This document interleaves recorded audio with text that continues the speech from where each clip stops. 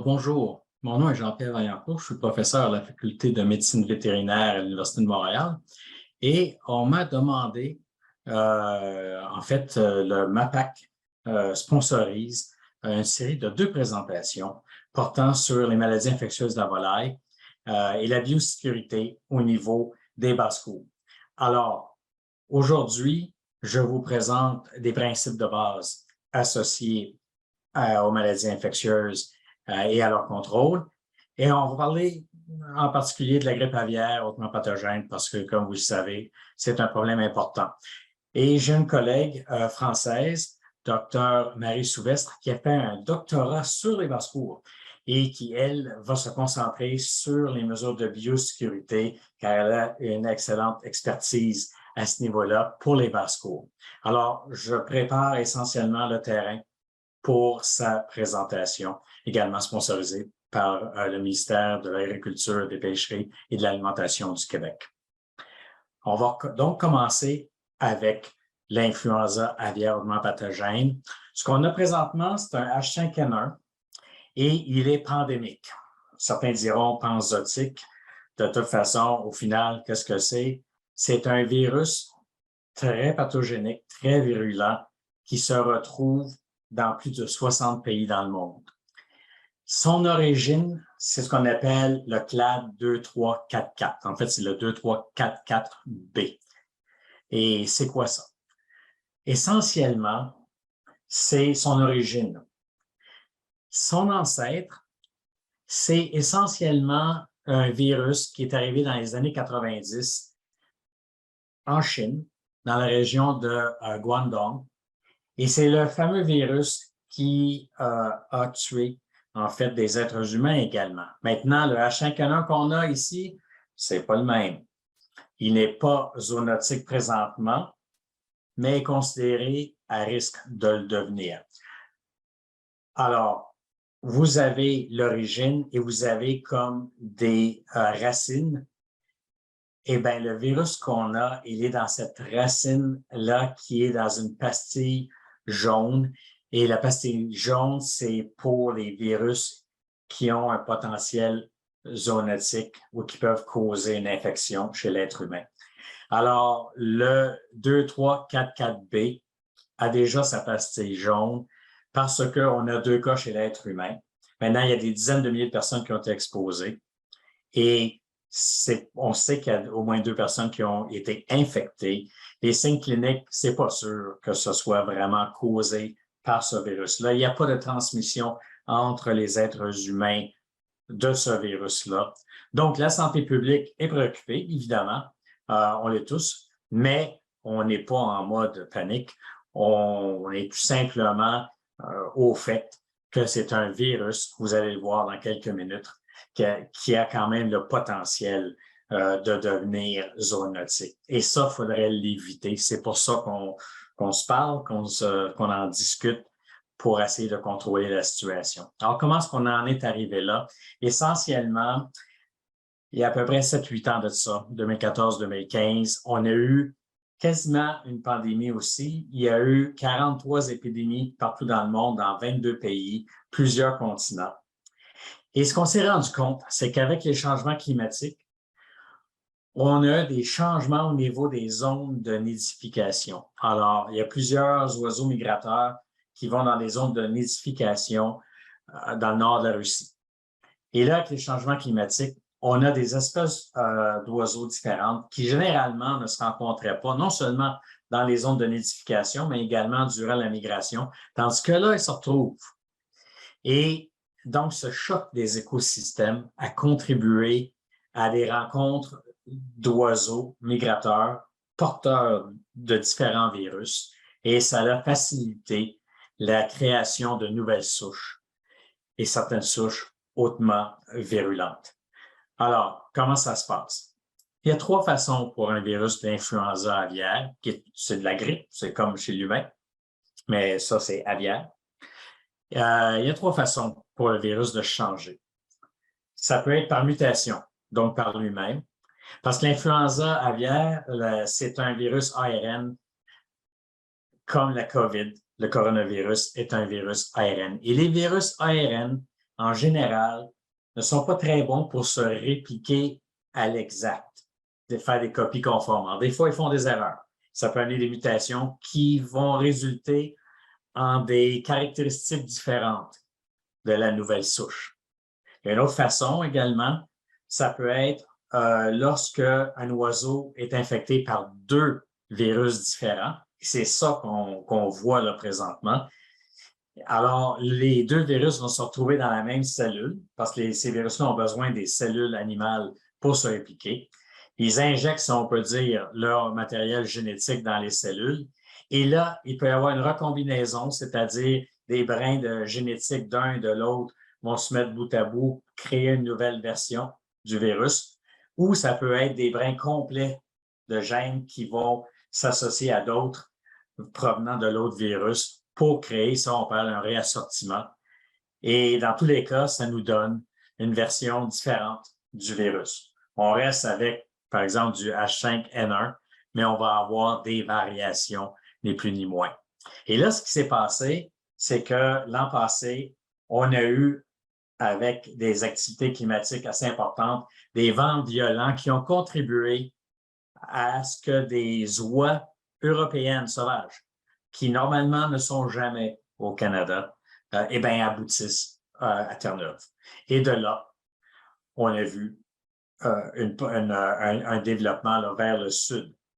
On s'attendait à les voir, mais on s'attendait à les voir arriver de l'ouest. Parce que comme vous pouvez le voir sur le schéma, en général, ça va passer du nord de la Russie pour aller vers l'Alaska, la Colombie-Britannique et les États de l'ouest américain. Eh bien, dans ce cas-ci, en fait, on a eu la surprise de les voir arriver d'abord à l'est, mais éventuellement sont arrivés de l'ouest à l'ouest également.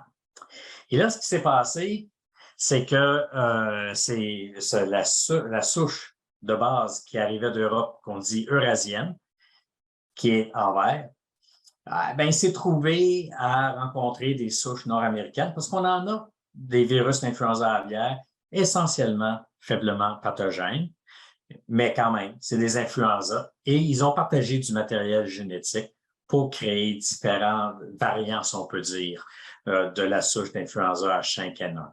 Alors, vous voyez, en haut, ce sont les oiseaux, en bas, les mammifères. Parce qu'on a des mammifères qui sont atteints. On va voir ça un peu plus tard. Alors, vous avez les différentes provinces, Colombie-Britannique, Alberta, Saskatchewan, allant de la gauche vers la droite. On aboutit Nouveau-Brunswick, Terre-Neuve, Nouvelle-Écosse, et vous voyez les souches qu'on a là, les quelques souches sont vertes, strictement vertes, parce que c'est des souches eurasiennes du départ. On arrive au Québec, l'Ontario et ailleurs, vous voyez que les couleurs changent parce que là, on a un mélange. On a ni plus ni moins des réassortiments, des choses comme ça qui font que on a quand même du H5N1, ça reste hautement pathogène, mais génétiquement, il y a des modifications. On a vu la même affaire avec les mammifères. Alors, voici le portrait en Amérique du Nord, si on parle États-Unis, Canada. Vous voyez les points verts. C'est essentiellement là où on a identifié des oiseaux sauvages atteints. Ça va du sud de la Floride jusqu'au nord de l'Alaska. Autrement dit, c'est partout. Alors ça, on n'a jamais vu ça. Une telle distribution d'un même virus, si on peut dire, même s'il se modifie, il reste que la base reste la même. Vous voyez en rouge toutes les fermes commerciales qui sont atteintes, puis c'est essentiellement plusieurs provinces canadiennes, puis plusieurs États américains. Et vous voyez en jaune, ce sont les basses-cours. Maintenant, en général, les basses-cours ne sont pas très atteintes, si on peut dire, par le virus. Lorsqu'il y a des épidémies, comme on a vu dans les Pays-Bas, vous pouvez voir, on a essentiellement 17 en 2003 des fermes qui étaient atteintes alors que c'était 0,1 des basses-cours. De la même façon, en 2004, au Canada, il y avait plus de 2 fois plus, en toute proportion gardée, d'élevages commerciaux qui étaient atteints par rapport aux élevages de basse-cour. Alors, on sait qu'en général, bien que la basse-cour est souvent un réservoir de pathogènes infectieux, c'est pas un joueur si important que ça pour l'industrie commerciales, surtout s'il n'y a pas de lien épidémiologique. Autrement dit, s'il n'y a aucun lien entre une basse-cour qu'un élevage commercial, mon message aux éleveurs, c'est de dire, regardez pas du côté des basses-cours, c'est pas eux le problème. OK, c'est ailleurs. Puis il y a plusieurs sources possibles. Mais là, le problème qu'on a, vous pouvez le voir, parce que c'est unique, on n'a jamais eu ça, c'est qu'on a des territoires immenses qui ont été contaminés. Contaminés par des oiseaux sauvages, qui ont contaminé des oiseaux résidents, qui ont même contaminé des mammifères. Alors, vous voyez, renards, moufettes, visons, phoques, tous ces mammifères-là sont non seulement infectés, sont malades. Et ça, c'est préoccupant parce que le vison est de la même famille que le furet. Et le furet, en recherche, est utilisé quand on essaie de voir si un virus a des potentiels génétiques importants. Pourquoi? Parce que le furet, au niveau des récepteurs du système respiratoire, est très apparenté, si on peut dire, à l'humain, encore plus que le porc. Alors, vous voyez que ça, c'est préoccupant. Historiquement, on a toujours su que, par exemple, les renards, lorsqu'ils rôdent autour de fermes, alors qu'il y a de la grippe aviaire, le risque est 2 fois plus grand qu'une ferme tombe avec la grippe aviaire. Alors, moi, j'ai toujours pensé que c'était strictement parce qu'ils vont bouffer un oiseau malade et ils deviennent ce qu'on appelle un vecteur mécanique. On va en parler, c'est qu'ils sont le virus sur eux et puis ils peuvent approcher des fermes, des basses-cours, évidemment, qui sont attirés. Et de là, ça va aider le virus à pouvoir être en contact avec les oiseaux. Mais là, c'est encore pire parce que ces renards-là sont également infectés, c'est-à-dire donc ils excrètent le virus eux-mêmes. Et en fait, ce qui est particulier avec ce virus-là par rapport à ce qui est arrivé avant, parce qu'on a toujours eu, c'est que lorsque les animaux sont malades, ils excrètent le virus 1000 fois plus que ce qu'on a vu avant pour d'autres virus d'influenza aviaire comme tel. Alors, au Québec, la situation, vous le savez fort possiblement, on a eu 2 zones. On a eu là, il y a eu Canards du Lac-Brome, où vous voyez, il y a beaucoup de plans d'eau, et Valcartier, des dindons. Alors, c'est pas une grosse surprise, les dindons, parce que c'est des oiseaux qui restent longtemps en production par rapport à du poulet, et donc sont plus à risque. Et quand on va dans la région de Valcartier, eh bien, qu'est-ce qu'on voit? Énormément de plans d'eau, de zones humides. Et ça, ça veut dire qu'il y a possiblement beaucoup d'oiseaux migrateurs qui ont été voyagés par là, contaminés la place, et de là, les oiseaux domestiques ont été infectés. Alors, comment est-ce qu'on peut imaginer ça? J'ai modifié une image d'une revue scientifique. Alors, voici. Les oiseaux migrateurs, ils viennent contaminer l'environnement, les champs et même l'eau. Ce virus-là n'est pas très résistant normalement. Si vous avez une fiente, parce qu'un oiseau qui est malade ou qui va excréter le virus, il va l'excréter dans toutes les sécrétions de son corps, en particulier les fientes. Alors, vous avez une fiente qui tombe sur de l'asphalte, par exemple, et il fait beau, il fait soleil, ben c'est une question de minutes, quelques heures, il n'y a plus de virus. Ça va sécher, ça va mourir vite. Mais vous avez des fientes qui tombent dans un milieu humide, près d'un étang, dans de la matière organique, il fait frais, comme à l'automne, eh bien là, le virus peut survivre 100, 200, 250 jours, ça a été démontré. Alors ça, c'est préoccupant. Parce que ça va contribuer à contaminer nos animaux résidents, des pigeons, des passereaux, des rapaces, puis évidemment même des mammifères. Et tout ce beau monde-là, à ce moment-là, contamine l'environnement où on a des gens, on a l'équipement, on a nos oiseaux, et ça peut contaminer éventuellement les oiseaux domestiques. De façon un peu plus cartésienne de montrer ça, c'est de dire on a une source externe qui se trouve à être le réservoir de base, les oiseaux migrateurs. On additionne une contamination de l'environnement, contamination, infection des animaux sauvages résidents du Québec. Et là, on additionne les oiseaux domestiques. Cette addition-là, c'est le problème qu'on a présentement. Et ce qui est à remarquer dans cette façon un peu plus, si on peut dire, cartésienne d'affaires, c'est que les flèches vont dans les deux sens. On a pu démontrer que des oiseaux domestiques peuvent en fait infecter des oiseaux sauvages.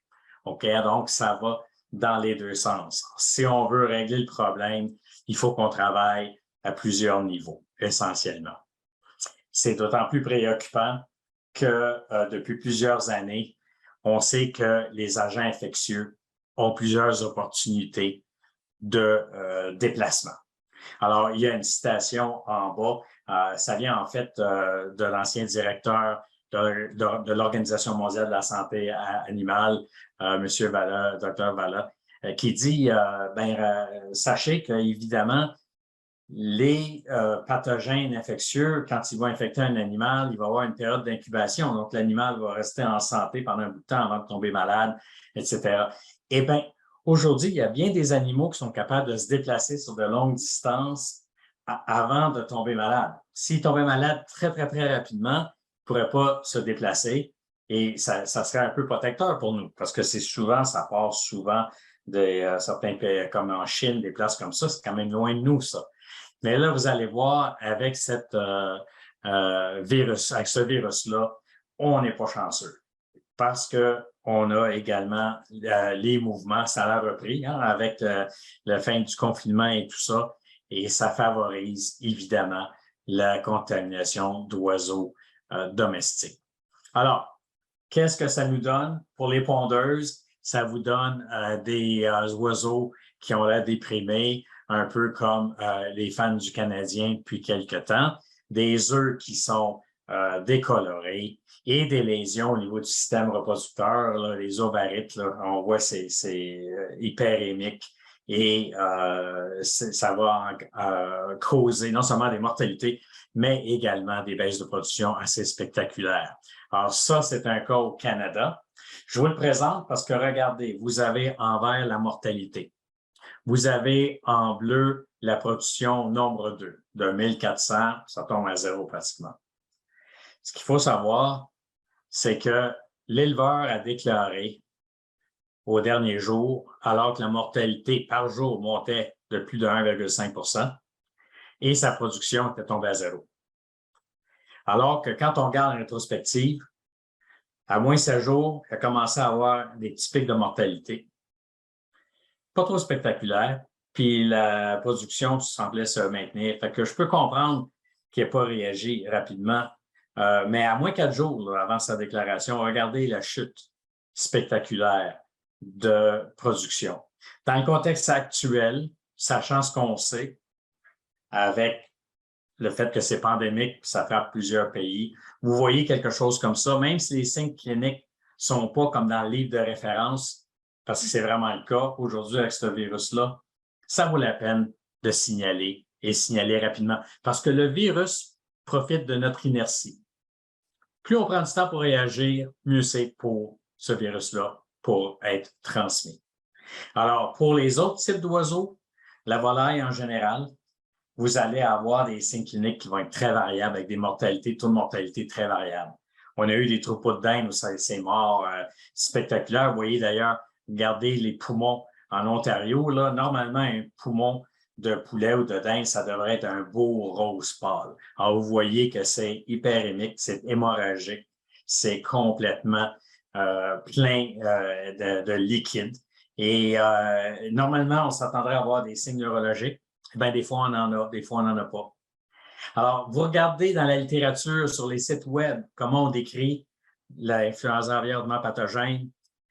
Regardez ça, mais mettez ça un peu de côté. En fait, tout ce qui est bizarre puis qui semble évoluer assez rapidement, il faut appeler, il faut signaler, il faut réagir. Et dans le doute, il faut surtout faire ce qu'il faut pour éviter que le virus ou quoi que ce soit qui cause la maladie puisse aller ailleurs. Le docteur Souvestre va parler des mesures de biosécurité, de contrôle pour éviter de compliquer les choses. Alors, ça, c'est la situation, c'est les maladies que ça cause et c'est rien de très, très, très nouveau. Parce que des maladies émergentes ou émergentes, on en a dans la volaille plus d'une par année, en fait. Chez l'humain, depuis la fin de la Deuxième Guerre mondiale, on a répertorié 335 maladies infectieuses émergentes, incluant la COVID. Puis d'ailleurs, les 3/4 des maladies émergentes chez l'être humain, c'est zoonotique, c'est d'origine animale, ou du moins c'est partagé avec les animaux. Et donc, dans la volaille, c'est peut-être pas autant par année, mais vous voyez une liste partielle de maladies. Certaines, vous les connaissez, c'est pas nouveau, mais des fois, les souches sont nouvelles, comme Mycoplasma synoviae. Avant, ça causait pas vraiment de problème au niveau des œufs, mais maintenant, ça peut l'être. Des souches de réovirus qui sont beaucoup plus pathogéniques aujourd'hui qu'il y a 10-15 ans. Alors ça, c'est des choses qu'on doit faire avec, qu'on doit savoir, qu'on doit assumer, parce que c'est la réalité. Pas juste dans la volaille ou l'être humain, dans le porc, c'est pareil. Alors, ça fait partie de la normalité. On est un monde en changement. Comment ces pathogènes-là vont se transmettre? Bien, ça peut être de façon verticale. Alors, vous voyez en haut à droite, un exemple, c'est Mycoplasma myiagresis chez la dinde. Maintenant, la bonne nouvelle, l'influenza aviaire hautement pathogène, c'est pas transmis verticalement. Parce que le virus peut se retrouver au niveau de l'embryon, mais va systématiquement tuer l'embryon. Donc, on ne peut pas vraiment avoir un tas d'oiseaux qui vont éclore, que ce soit dans un couloir traditionnel ou chez vous, et qui vont être en fait des porteurs, des chevaux de Troie, des poussins de Troie, avec le virus à l'intérieur. Non, ça ne va pas fonctionner de même. Donc, la transmission est essentiellement horizontale. Ça peut être des contacts directs, et donc entre des oiseaux infectés et non infectés. Ça peut être donc des oiseaux qui vont être malades, fort possiblement, ou ils peuvent être porteurs. Alors, un oiseau porteur, un animal porteur, c'est un animal qui est infecté, qui excrète éventuellement le pathogène. Il peut être infecté et porteur précoce parce qu'il n'a pas encore eu le temps de développer des signes cliniques, mais il a commencé à excréter. Il peut être porteur sain parce que ça ne l'affecte jamais. D'ailleurs, on a plusieurs H5N9 qu'il y avait il y a quelques années en France qui infectaient des canards, mais les rendaient pas malades. Par contre, s'il y avait un troupeau de poulets ou de dinde à côté, eux mourraient. Alors ça, c'est des choses qui arrivent, ou ça peut être des porteurs chroniques. Donc, les animaux ont été malades, ils ont réussi à passer à travers, mais ils excrètent encore le virus. Alors, dans le domaine avicole, par exemple, chez la dinde, on a un coronavirus qui va être excrété pour le restant de la vie de l'oiseau s'il a été infecté. Alors ça, c'est quand c'est porteur, il y a une infection. Ou ça peut être des contacts indirects des vecteurs. Donc, vecteurs mécaniques. Dans la littérature anglaise, on parle de fomites. Vecteurs biologiques. Donc, les vecteurs biologiques, le virus peut être à l'intérieur de ces animaux-là, de ces insectes-là, mais il ne va pas se répliquer. C'est la grosse différence. Et puis, le vecteur mécanique, ça peut être nous, ça peut être nos mains, ça peut être nos bottes, mais le virus, la bactérie, quoi que ce soit, ne va pas se répliquer comme ça sur les surfaces. Alors, la grosse différence est là, parce que si on a des porteurs qui sont sains ou quoi que ce soit, ils excrètent. Donc, la pression d'infection va être plus élevée quand c'est des porteurs par rapport à des vecteurs. Alors, le concept de pression d'infection est important. Ici, il est imagé, Nicolas Teradossi, en France, a fait une étude sur la cellulite.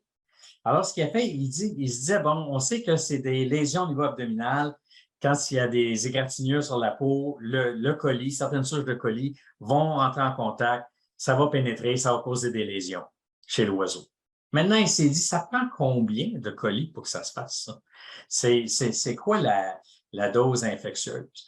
Eh bien, alors, il a fait une étude où il a lacéré, si on peut dire, l'abdomen de certains oiseaux, les petites égratignures, là, c'est pas un coup de couteau, et il a badigeonné ça avec une soupe de colis, allant de 0 à quelques millions de colis. Puis vous pouvez voir que même avec 2000 E. coli par ml qu'il mettait sur la peau, il n'y a rien qui se passait. Alors, l'oiseau était capable de se battre contre ça et d'éviter d'avoir la maladie. Mais rendu à 30 000, 160 000, au-dessus d'1 million, eh bien là, à un moment donné, il était capable de reproduire la maladie sans arrêt. Alors, ça prenait une certaine dose infectieuse, un certain nombre important, mais encore là, il faut savoir que E. coli, temps de génération dans des conditions idéales, c'est 20 minutes.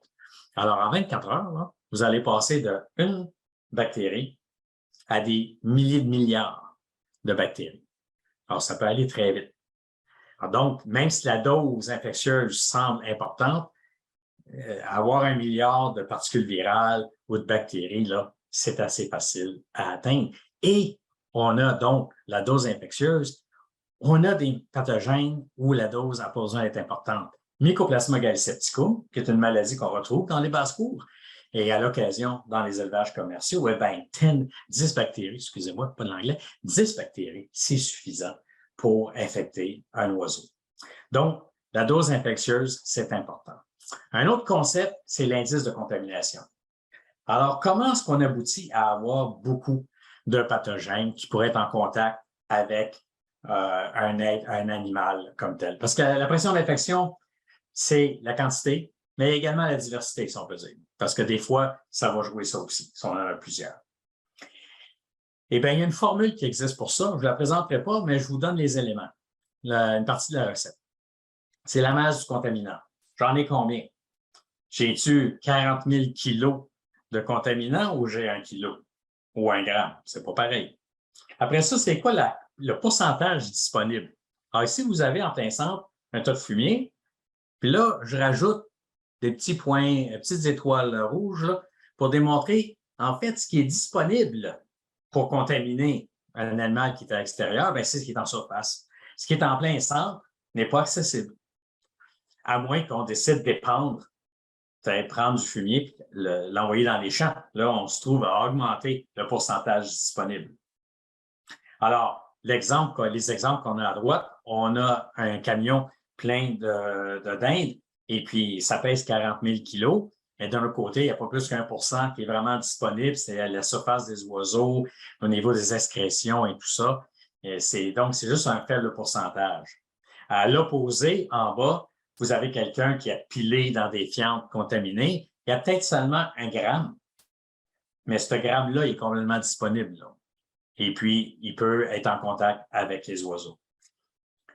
Et évidemment, surtout si ce gramme-là comprend pas juste quelques particules virales, par exemple, mais en contient des millions et des milliards, parce que c'est possible. Alors ça, c'est le titre initial, la quantité de microbes. Et ça va être, qu'est-ce qui sont des facteurs dépendants de ça? C'est l'âge du contaminant. Si on a mis de la vieille litière de côté depuis 6 mois, ça va pas être aussi infectant qu'une litière toute fraîche. Assumant qu'il y a eu une infection de quelque chose. Puis il y a la demi-vie du pathogène, parce que comme pour nous autres, tout le monde a une vie de tablette, c'est pareil pour les microbes. L'influenza aviaire, par exemple, c'est pas un virus qui est très résistant. Mais dans des conditions, comme j'ai mentionné, l'humidité, matière organique qui fait frais, va survivre plusieurs jours, quelques semaines. C'est amplement suffisant pour permettre sa transmission à d'autres. Puis, il y a l'effet de la distance entre le contaminant et l'autre sensible. On va en revenir là-dessus parce que ça, c'est un point très important. Alors, le pathogène va voyager. On a un indice de contamination élevé, par exemple. On a une souche de contamination. Est-ce qu'avec le vent, le virus, la bactérie pourrait voyager? Dans certains cas, ils peuvent, mais pas nécessairement des longues distances. En bas, vous avez une image prise par Martine Denécourt, une collègue, où il faisait peut-être moins 30, moins 35. Alors donc, la densité de l'air est très élevée. Et on avait une zone d'humidité qui faisait qu'on voyait un petit nuage là, qui passait d'une ferme à l'autre. Il y a 3 fermes là-dessus. Et donc, ça démontre qu'effectivement, il peut y avoir un déplacement par aérosol. Pour la grippe aviaire, on est capable de montrer jusqu'à 70 mètres sans problème.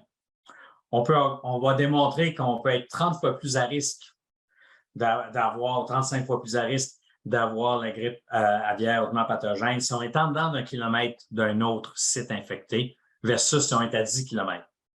Mais ce n'est pas nécessairement le vent, là. Ça peut être d'autres facteurs. Le fait qu'on ait des rongeurs contaminés, des rongeurs qui sont des vecteurs mécaniques, des insectes. Les mouches a été démontré comme étant une source potentielle. Ténébrions, possiblement. Puis le public, les visiteurs, le personnel. Il y a tous ces facteurs-là qui font en sorte que ça va favoriser la dispersion d'un pathogène dans l'environnement, dans la région où vous avez possiblement des oiseaux. Alors, au Mexique, j'ai fait une investigation il y a quelques années et on m'amenait en voiture pour aller sur des fermes. Et dès que je quittais le véhicule, le chauffeur avait été équipé avec une espèce d'appareil à pression pour pouvoir décontaminer le véhicule. Alors, il se trouvait à faire ça alors que le vent allait du véhicule vers moi qui me dirigeait vers la ferme. Puis là, je me sentais comme à Niagara Falls. Hein? Quand les chutes Niagara, là, il y a toujours une certaine brume, puis on sent des petites gouttelettes. J'avais un appareil pour évaluer les distances. Je me suis rendu jusqu'à 74 mètres du véhicule avant de ne plus, franchement, sentir de gouttelettes. Alors, s'il vente, il y a de la poussière, pratiquement la majorité des pathogènes vont pouvoir se déplacer sur ces distances-là. Mais pour des kilomètres, ça, c'est moins évident. Ce qui va aider le pathogène, outre la quantité, ça va être un tas de circonstances qu'on appelle les risques, les facteurs de risque. Puis les facteurs de risque, on les connaît. Je les ai encerclés, là. Alors, c'est la présence de certains oiseaux qui peuvent être infectés. On a introduit des oiseaux dans le troupeau, puis on n'a pas testé, on n'a pas vérifié l'origine est nébuleuse. On peut amener ni plus ni moins des oiseaux qui ont déjà le pathogène. Il n'y a pas de mesure de biosécurité pour protéger contre ça. Des sites multi-espèces. Évidemment, plus il y a des espèces sur un site, plus il y a des risques. La source d'eau. L'eau est souvent négligée comme source de contamination. Il faut faire attention. Évidemment, si vous avez de l'eau du robinet, c'est moins un problème. Mais si vous avez une source d'un puits ou de l'eau extérieure, les choses là, il faut faire attention. L'équipement, la gestion des cadavres, des carcasses, c'est très important. Ça a été associé à un plus haut risque de grippe aviaire, entre autres, quand c'est pas bien fait. La gestion du fumier, l'entreposage, l'épandage, les rongeurs, les insectes, la densité d'élevage. Puis là, c'est pas tellement juste le nombre d'oiseaux par mètre carré. C'est pas une grosse problématique dans les basses-cours, ça. Parce qu'en général, les zones d'espace, mais il y en a combien de basses-cours d'élevage commerciaux par kilomètre carré? Plus vous êtes dans une zone de forte densité, plus il y a des risques de transmission. Alors, comment on se protège? Depuis des siècles, on connaît les principes de base. Alors, pour les choses sur la ferme, il y en a 2 principes. Puis vous allez voir, là, vous allez vous souvenir du docteur Arruda, vous l'aimiez ou vous ne l'aimiez pas, là, vous allez faire la même affaire que ce qui est écrit dans les textes sacrés, la Bible et d'autres textes, là. On remonte très loin. Premier principe de base, réduire les sources de contamination. Alors, quand on dit de se laver les mains, c'est pour réduire une source de contamination. Nettoyer, enlever la litière, enlever des cadavres pour les mettre correctement à un endroit pour qu'ils soient compostés ou quoi que ce soit. Ça, c'est une réduction de sources de contamination. Et après ça, on veut séparer notre troupeau, nos oiseaux sains, des sources de contamination possibles. Alors, je l'ai imaginé ici avec une entrée qui est considérée comme potentiellement contaminée. On arrive de l'extérieur. Puis là, dans ce cas-ci, on a un système de douche. Ça peut être une ligne où là, on demande aux gens de changer de bottes, de se laver les mains avant de passer de l'autre côté, le côté propre, là où il y a les oiseaux. Ce zonage-là est très important. Essayez de le respecter parce que ça sépare. Et le dernier point, c'est la communication. On ne va pas communiquer parce qu'on a un petit problème de coccidiose. Mais si on pense qu'on a un problème sérieux, d'une maladie à déclaration obligatoire en particulier, là, puis au Québec, on est préoccupé également par la laryngotrachéite, Mycoplasma gallisepticum, mais ça vaut la peine de signaler. Si vous avez un vétérinaire, ça vaut la peine de communiquer avec lui. Communiquer avec les autorités, soit au MAPAC, ou si vous êtes vraiment convaincu que c'est fort possiblement la grippe aviaire, eh bien là, appelez la CIA immédiatement. Et si c'est une fausse alerte, là, ils vont être très heureux. OK? Vous n'allez pas être blâmé pour quoi que ce soit. On préfère ça, encore une fois, l'inertie, c'est important. Donc, il faut être organisé, il faut communiquer, il faut savoir avec qui parler. Alors, je vous dis, les 2 premiers, là, c'est comment on a essayé de régler la COVID. Vous voyez ce qui était proposé là, par l'Organisation de la santé, mondiale de la santé. Il disait à se laver les mains. OK? Et il se disait d'éviter de toucher nos yeux avec nos mains. Parce que là, nos mains pourraient être une source de contamination, ce qui fait qu'on va avoir une distance entre la source de contamination et les muqueuses. De ne pas toucher d'en face des gens, c'est la même affaire. Garder une distance de 2 mètres, c'est la séparation. Alors, nettoyer les surfaces et tout ça, c'est éliminer des sources de contamination. Alors, c'est ces principes de base-là qu'on doit appliquer sur les fermes et le docteur Souvestre va très bien vous présenter ces points-là. Un dernier point avant la conclusion. Vous voyez en haut à droite la chaîne d'infection. Pour avoir une infection, quoi que ce soit, c'est infectieux, ça vous prend un agent infectieux, ça prend un réservoir, doit être quelque part. Avec la grippe aviaire présentement, c'est partout. Doit pouvoir sortir pour être transmis. Alors, ça peut être un oiseau sauvage qui va déféquer les fientes dans un terrain. Il y a du gazon et tout ça. Vous marchez là-dedans, vous allez voir vos oiseaux, changez pas de bottes ni rien. Donc, vous permettez un contact avec un autre sensible. Vous avez complété la chaîne, vous avez une infection. Alors, imaginons que, comme analogie, parce que c'est une question de probabilité, hein, des fois, on va le faire, puis ça va fonctionner, des fois, la chaîne ne sera pas complète. C'est un peu comme si on jouait avec des dés. Imaginons là, que si on joue avec un dé, des 2 dés, puis on a 2 fois 6, on va avoir la maladie. La chaîne est complète. Si vous voulez vraiment augmenter les chances d'avoir l'infection, il y a vraiment 2 façons de faire. Vous jouez avec plus de dés ou vous jouez encore plus souvent. Vous pouvez faire les deux aussi. Alors, les facteurs de risque, c'est les dés. Plus vous avez des facteurs de risque, plus vous avez de dés dans les mains. Puis dans certains cas, là, il y a des risques qui sont tellement importants, c'est comme si on jouait avec des cystes sur toutes les faces. Le manque d'observance des mesures de biosécurité, bien, quand on ne suit pas ce qu'on devrait faire comme mesure de base, on joue. Alors, plus on fait ça, plus on est à risque de tomber sur plusieurs cystes puis avoir la maladie. Alors, l'observance va permettre, des mesures de biosécurité vont permettre d'éviter ça. Alors, je termine avec les points importants. Ce qu'on a vu, c'est que les maladies infectieuses de la volaille sont importantes, ça a un impact sur le cheptel du Québec. La grippe aviaire, là, hautement pathogène, c'est un signe, malheureusement, que les changements climatiques ont un impact. Ça n'a pas fini d'avoir un impact, pas seulement pour ce pathogène-là, mais pour d'autres. C'est un monde en mouvement. Malheureusement, on ne peut pas s'attendre à beaucoup de stabilité à ce niveau-là. C'est pour ça que les maladies infectieuses émergent, réémergent constamment, pratiquement chaque année essentiellement. Les facteurs déterminants, là, c'est la dose infectieuse. Certains pathogènes, ça n'en prend pas beaucoup. Puis la pression d'infection. Puis cette pression d'infection-là, ben, est associée à l'indice de contamination. Vous avez vu les facteurs qui font qu'un indice va être plus élevé comme tel, dans la masse contaminant, ces choses-là. Les principes de base pour prévenir ça, là, c'est pas bien compliqué. Réduire les sources de contamination et puis amener une distance entre les sources potentielles puis le troupeau qu'on essaie de protéger. Vous faites ça, là, ça va être énorme. Le troisième point, par contre, c'est crucial. Si, par malheur, on a des signes cliniques préoccupants, il faut signaler, il faut trouver le moyen d'aller chercher l'information pour avoir contacté des responsables qui vont pouvoir aider faire des diagnostics et à vous accompagner si jamais on a le problème. Parce que ça, c'est une autre forme de prévention. C'est-à-dire qu'on n'a pas pu prévenir dans ces oiseaux-là, cette basse-cour-là, par exemple, mais on va éviter que ça aille ailleurs. C'est très important. Alors, on connaît les mesures de biosécurité qui fonctionnent, mais il s'agit de les appliquer. Et c'est de ça que Dr. Souvestre va discuter à la prochaine rencontre, prochaine conférence. Merci.